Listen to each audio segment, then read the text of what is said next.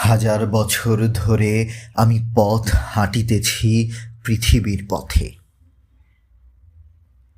সিংহল সমুদ্র থেকে নিশীথের অন্ধকারে মালয় সাগরে অনেক ঘুরেছি আমি বিম্বিসার অশোকের ধূসর জগতে।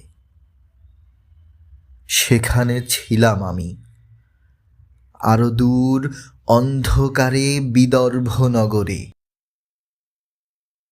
আমি ক্লান্ত প্রাণ এক, চারিদিকে জীবনের সমুদ্র সফেন।